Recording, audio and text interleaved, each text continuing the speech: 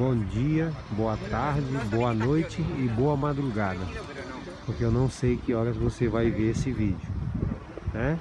Então, vamos falar agora aqui de um tema, né? Sobre um tema complexo, né? Vamos dizer assim. É um pouco difícil, né? Às vezes as pessoas simplificam, mas sobre o idioma espanhol para brasileiros, né?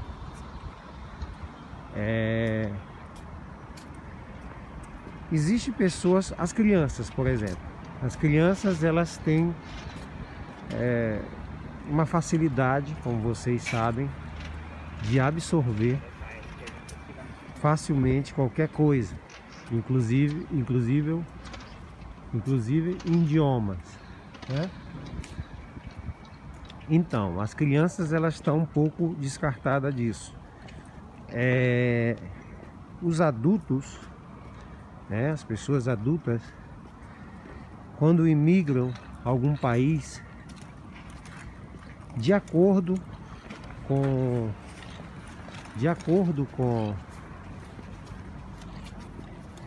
o QI, né, de acordo com como funciona o cérebro, de acordo com o idioma, de acordo com a idade, de acordo com a convivência, com a absorção cerebral,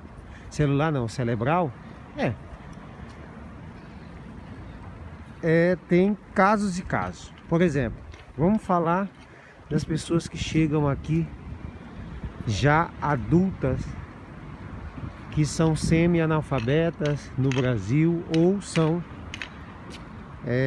alfabetizados, mas não ao ponto de desenvolver um idioma já com uma certa idade. Então, geralmente essas pessoas, elas têm uma dificuldade, né, de como aprender. Aí vem o tema do medo de pronunciar, o medo de falar alto e falar errado, né? Existe toda essa situação, né? Então vamos falar de uma dessa situação. Por acaso você não tem tanto estudo, não tem tanta noção das coisas, mas quer viver aqui e falar o espanhol, né? Existe uma forma, você pode conviver com alguém nativo falando todo o tempo, né, o idioma, e assim você vai mentalizando, né, pronunciando. Mas isso também é um pouco relativo. Por quê? Porque nem sempre conviver com uma pessoa nativa falando você aprende. Eu conheço muitas pessoas que vivem 20 anos com pessoas nascidas e criadas aqui e não falam bem o espanhol. Por quê? Porque nós brasileiros, né, temos meio que uma distração ao pronunciar palavras em espanhol. Por quê? Não são todos, tá, gente? Isso aqui estou dando exemplos. Porque pensamos que, devido às palavras serem muito parecidas, né, a gente se confunde e se distrai e pensa que está pronunciando certo, né? Cada mente é seu mundo, cada pessoa tem suas coisas. Tem gente que pensa que fala bem o espanhol, mas na verdade é o companheiro ou a companheira que entende porque associa o que essa pessoa quer falar, porque sabe que a pessoa está querendo dizer isso. Por que eu digo isso? Porque eu já conversei com vários amigos meus que têm mulheres brasileiras e eles disseram que realmente eu tenho razão, de que muitas das vezes eles entendem porque eles estão acostumados a ver essas pronúncias, né? Então meio que eles sabem o que a pessoa quer dizer, mas para pronunciar o espanhol bem, A pessoa tem que estudar os verbos, tem que aprender a vocalizar bem o final das palavras. Eu não tenho como fazer isso, porque se eu não falar do jeito que eu estou falando aqui para vocês, eu me distraio e enrolo a língua, porque eu tenho problemas de dicção. São problemas que vieram da infância, né? Eu fui dado na porta do supermercado pela minha mãe e ela sofreu muito no parto. A minha mãe hoje reside no Rio de Janeiro, tem 70 anos, a minha mãe biológica. E hoje em dia ela vive tranquila, ela era jovem na época, né? Isso aconteceu na época. Hoje em dia ela não sabia o que fazer. Então, devido a isso, eu tenho esse problema. Se eu não falar vocalizando meu próprio idioma, vocês vão pensar que, sei lá, da onde saiu esse, porque não é só falar arrastado, eu enrolo tudo. Se eu quiser correr uma ansiedade e falar, às vezes a minha esposa não me entende. Então eu tenho que vocalizar bem as palavras. Então você no espanhol tem que fazer isso também. Entende? Você tem que vocalizar. E nós brasileiros temos uma mania de pensar que estamos falando bem, porque às vezes nossos amigos, os maridos das mulheres, tendem a ver que somos dos piores os melhores e dizer, não, você você fala bem, você habla bem, né? Aí eu parei no meio de falar o português ou o espanhol e acabou saindo abra, em vez de habla, com L. Então é isso, você tem que estudar. Eu tenho uma inveja positiva, né? Uma inveja engraçada, uma inveja das pessoas que têm a dicção boa, porque tem a possibilidade de se tranquilizar e falar. Eu não, tenho que estar vigiando todo o tempo a minha própria fala. E isso às vezes me traz um aborrecimento. Mas o importante é que vocês estão entendendo, né? E o que acontece? Acontece que o conselho que eu dou para os brasileiros, depende da idade, se você chegar já com 40, 50 anos, é você fazer uma aula.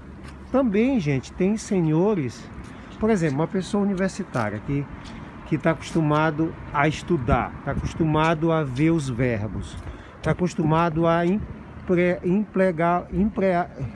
já não sai, viu? Já está acostumado a botar os verbos certos. Vamos logo, se eu não consigo falar, eu não. Então, o que acontece? É mais fácil, esse assunto ele é muito relativo. Mas vamos supor que você chegou e você tem 30 e poucos anos e quer pensar que convivendo com espanhol e não com brasileiros, você vai falar melhor ou pior. Isso não é bem assim. Por quê? Porque eu no começo eu pensava assim. Quando eu cheguei, eu pensava que não, vou conviver 5 anos sem pronunciar o português, porque se eu pronunciar, é a língua que eu já sei, né? Minha língua. Então eu vou pronunciar só o espanhol que eu não sei. E passei muito tempo convivendo. Mas nessa época eu bebia, fumava, usava outras coisas. E meu cérebro meio que deu foi um nó. Eu não falava nenhuma nem outra coisa bem. Então o conselho que eu dou para as pessoas que vêm para cá é não ficarem pensando nisso, de que convivendo com uma pessoa, você nativa daqui, você vai melhorar, porque depende muito. Na maioria dos casos, sim, que pode ajudar, mas depende da sua determinação. Eu conheço... Por que eu estou fazendo esse vídeo? Eu sei que muita gente pode até discordar dele, mas por que eu estou falando? Porque eu tenho experiência, eu já vi várias, não é uma nem duas, várias mulheres que convivem com o espanhol e que não falam bem o espanhol. Até às vezes falam, às vezes quando você está presente, ela quer estar consciente, ou ele quer estar consciente. Mas depois que se distrai, mete um monte de palavras erradas, né?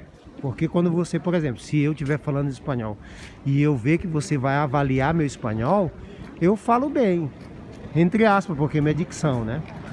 Mas, por exemplo, eu tenho problema em pronunciar la R, eu mesclo com las R, as duas R, que se põe a língua de trás dos dentes para pronunciar ra, né? E a seta também, la C também se bota a língua de trás do dente, F. E a seta, a língua para fora, feta. Entendeu? Então essas coisas são muito importantes para você aprender a falar. Por exemplo, seta, que é a letra Z, a língua para fora. C, de trás do dente, de cima. Tá? E também você não vai se lembrar disso quando você estiver falando, só se for hábitos que seu cérebro absorveu. Então, o conselho que eu dou para você chegar na Espanha e quer falar um espanhol bem, bonito e certo, correto, né? Você tem que estudar um pouco. Estudar e ver as condições do seu cérebro. Porque, cara, se você não tiver paz, não tiver nada, você nunca vai aprender um espanhol bem, porque sua cabeça vai estar voando. Os anos ensinam, é verdade. Você pode, com os anos, aprender. Mas sempre você vai meter uma palavra errada. Se você vier adulto já, depende da idade também, eu já disse, cuidado. Você vai sempre meter uma palavra errada, porque se parece muito. Então tá metido no seu subconsciente. E você, geralmente os brasileiros que falam bem espanhol, que já vieram adulto com 30, 40 anos, eles se distraem, eles metem uma palavra errada. Os que vêm de criança falam perfeito. Os que vêm de adolescente também, tá? Porque aí a mente está fresca. Mas geralmente nós, né? Bueno, eu